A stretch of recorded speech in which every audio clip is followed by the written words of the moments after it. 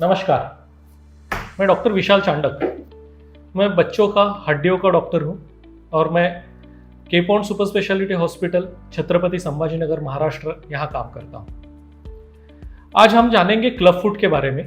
Club foot एक बहुत ही common बीमारी है और इस बीमारी के बारे में मेरी टीम के पास, मेरे पास, हमारे सोशल मीडिया अकाउंट पे काफ़ी सारे क्वेश्चंस आते रहते हैं। तो उनमें से जो बहुत ही कॉमन क्वेश्चंस हैं उनमें से कुछ क्वेश्चंस हम लोग लेंगे और उसके ऊपर कुछ चर्चा की जाएगी। तो हम शुरू करते हैं कुछ कॉमन सवाल से। क्लब फुट इस बीमारी का कारण क्या है और क्या यह बीमारी आनुवंशिक भी है? तो क्लब फुट का महत्व का कारण है बच्चे की मां के गर्भ के अंदर पैर के होने वाली पोजीशन, जिसमें बच्चे का पैर काफी समय तक मां की गोद में या मां की कोख में मुड़ा हुआ रहता है और बच्चा पैदा होता है तो उसी पोजीशन में पैदा होने के बाद वो पैर का शेप वैसे ही मेंटेन रहता है।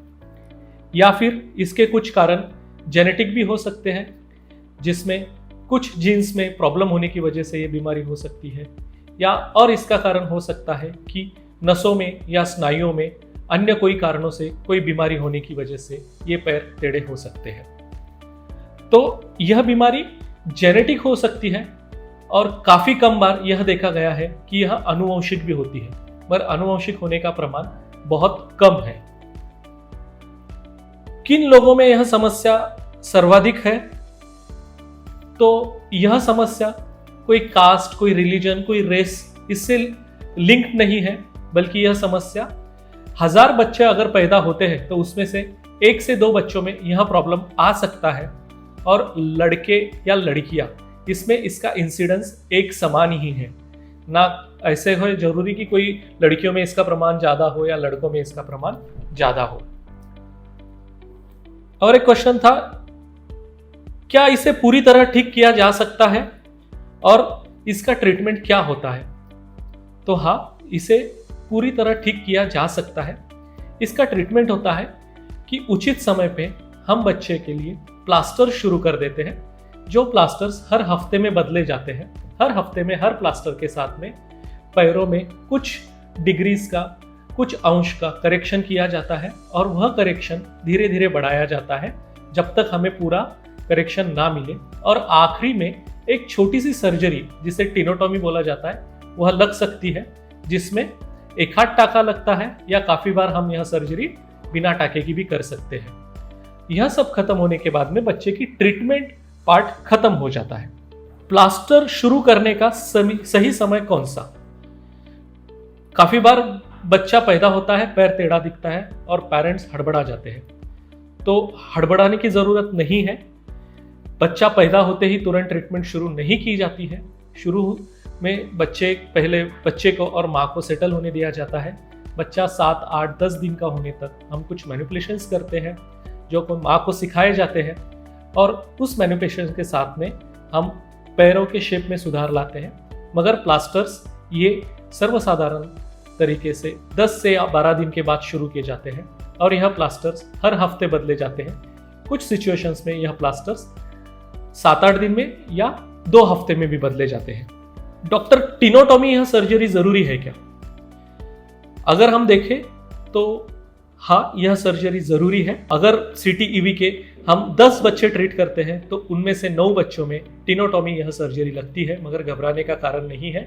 यह कोई बहुत बड़ी सर्जरी नहीं है जिसमें बहुत ब्लड लॉस होता है या फिर बच्चे को बहुत तकलीफ होती है, बहुत लंबा हॉस्पिटल स्टे होता है, ऐसे कुछ भी नहीं है।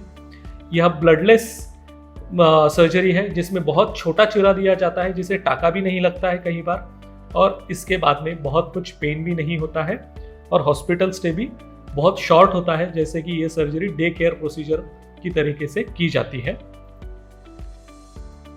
प्लास्टर और सर्जरी ये होने के बाद में कोई रिस्क तो नहीं रहेगी ना डॉक्टर? ऐसे बताना मुश्किल है कि रिस्क नहीं रहेगी। हाँ, आपके बच्चे का पैर सीधा हो गया, इसका मतलब ऐसे नहीं है कि ट्रीटमेंट खत्म हो गई। यह मैं काफी बार बताता हूँ मेरे पेशेंट को कि यह सिर्फ आधा पार्ट है। ये हमारा पार्ट है कि हमने ट्रीटमेंट पूरी कर दी है, बाकी आधा बचा हुआ पार्ट ये पेशेंट्स के पेरेंट्स का होता है, फैमिली मेंबर्स का होता है। जैसे कि बाद में कुछ फिजियोथेरेपी लगती है, स्पेशल स्प्लिंट्स दिए जाते हैं, स्पेशल शूज़ दिए जाते हैं। इन चीज़ों का ख्याल रखना ज़रूरी है। अगर समय के समय स्प्लिंट्स, फिजियोथेरेपी या फॉलोअप्स नहीं किए जाए तो यह देखा जाता है कि यह बीमारी रिकर होती है, मतलब फिर से पैर टेढ़ा होना शुरू हो सकता है। तो अगर हम चाहते हैं कि यह प्रॉब्लम फिर से ना आए तो हमें यह ध्यान रखना जरूरी है कि ट्रीटमेंट जैसी बताई गई है वैसी पूरी की जाए और ट्रीटमेंट के बाद भी इसका ख्याल रखा जाए। डॉक्टर 2 या 3 प्लास्टर में मेरे बच्चे के पैर सीधे हो जाएंगे ना? जी नहीं, हर पैर का सीवियरिटी अलग होता है, पैर कितना टेढ़ा है उसका ग्रेडिंग अलग होता है। हम उसका स्कोरिंग करते हैं और उस हिसाब से एक अंदाज बना सकते हैं कि कितने प्लास्टर्स लगते हैं। बट हम अगर देखा जाए तो आमतौर पे एक बच्चे को 5 से 6 प्लास्टर्स किसी स्पेशलिस्ट के हाथ से सफिशिएंट हो जाते हैं और उसके बाद में टिनोटोमी या सर्जरी लग सकती है। अगर कुछ सिचुएशंस में या डॉक्टर की एक्सपर्टी के ऊपर प्लास्टर्स का नंबर कम या ज़्यादा हो सकता है। आपने बताया कि कुछ स्पेशल स्प्लिंट्स, ब्रेसेस पहनना जरूरी होता है, तो वह कितने समय तक पहनना जरूरी है और उसे कैसे पहना जाता है? ट्रीटमेंट होने के बाद में तुरंत डीबी स्प्लिंट दिया जाता है जिसमें 2 शूज होते हैं और बीच में एक रॉड होता है। यह स्प्लिंट शुरू के 9 महीने तक मैक्सिमम समय पहनाया जाता है। शुरू के कुछ महीने में तो ये 24 में से 21 या 22 घंटे तक पहनाने की सलाह हम देते हैं और जैसे जैसे डिफॉर्मिटी में इम्प्रूवमेंट आती है वैसे उसका समय कम किया जाता है।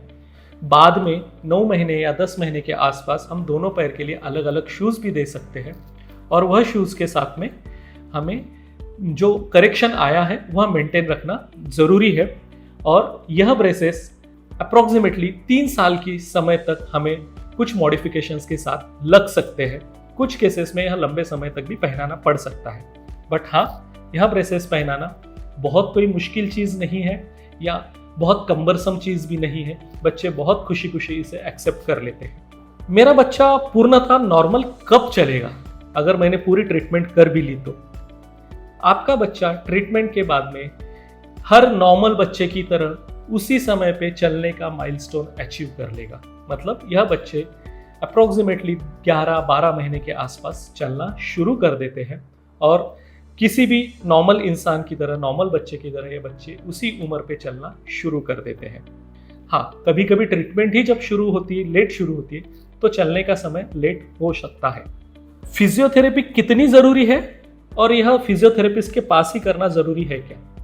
जी नहीं, फिजियोथेरेपिस्ट के पास ही जाना, आपको हर दिन जाना ज़रूरी नहीं है।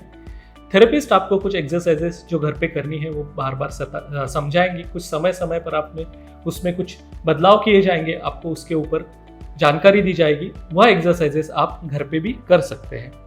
फिर से पैर टेढ़ा ना हो और हो तो इसकी कितनी संभावना है और उसका इलाज हो सकता है क्या? परसेंटेज वाइज बताना ऐसे मुश्किल है, बट हाँ, अगर सही तरीके से सलाह नहीं मानी गई, सही तरीके से ट्रीटमेंट की नहीं गई, सही तरीके से ब्रेसेस का इस्तेमाल नहीं किया गया, तो यह संभावना बहुत अधिक है कि पैर फिर से टेढ़ा हो सकता है या कोई रेसिडुअल डिफॉर्मिटी रह सकती है और उसके लिए हमें फिर से ट्रीटमेंट लगती है और फिर से ट्रीटमेंट करना पॉसिबल है। बट ट्रीटमेंट का स्वरूप बदल सकता है। डॉक्टर, हमें ऐसे ट्रीटमेंट हो चुके उन बच्चों के कुछ अनुभव बताइए या उनके बारे में कुछ बताइए जिसे हमें तसल्ली हो। इसमें मेरा अनुभव और मेरे पेशेंट्स का अनुभव बहुत अच्छा है। आज तक तकरीबन मैंने 1000 से 1200 बच्चों की ट्रीटमेंट की है जिन्हें क्लब फुट था। कई बच्चे स्पोर्ट्स में बहुत एक्सेल कर रहे हैं। रिसेंटली मेरी एक पेशेंट है जिसने टेनिस में नेशनल लेवल पे रिप्रेजेंट किया है, एक पेशेंट ने नेशनल लेवल पे बास्केटबॉल में रिप्रेजेंट किया है और एक पेशेंट ने बैडमिंटन में स्टेट लेवल पे रिप्रेजेंट किया है। बहुत सारे बच्चे फुटबॉल खेल रहे हैं, क्रिकेट खेल रहे हैं, कुछ बच्चे एकेडमिक्स में एक्सेल कर रहे हैं। आज उनके भाव में कहीं पे भी मन में ये शंका, कुशंका या कोई भी छोटी सी शंका नहीं है कि हमारे पैर कभी टेढ़े थे, या आज उन्हें कोई इन्फीरियरिटी कॉम्प्लेक्स भी नहीं है कि उनमें कोई व्यंग कभी था। बट हाँ, इसके साथ में मेरे पास कुछ बच्चे ऐसे हैं जिन्हें हमें बाद में सर्जरी लगी, जिनमें डिफॉर्मिटी का किसी ना किसी कारण की वजह से रिकरेंस हुआ। बट सर्जरी के बाद में वो भी बच्चे बहुत नॉर्मल, आप मेरी जैसी जिंदगी जी रहे हैं और फंक्शनली उनमें कोई डिसेबिलिटी नहीं है। तो मैं ये बताना चाहता हूँ कि जो क्लब फुट ये बीमारी है वो बहुत अच्छी तरीके से ट्रीट की जा सकती है।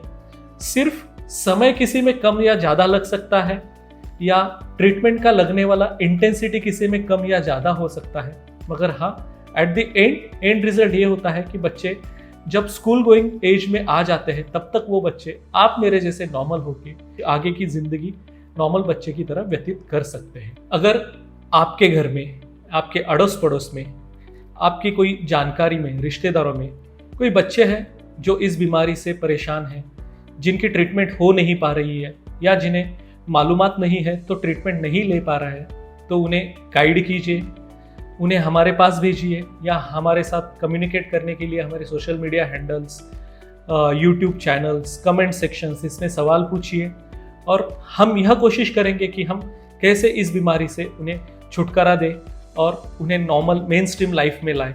तो हम सब साथ में मिलकर इसके ऊपर काम करें और समाज को उन्नति की तरफ ले चले। धन्यवाद।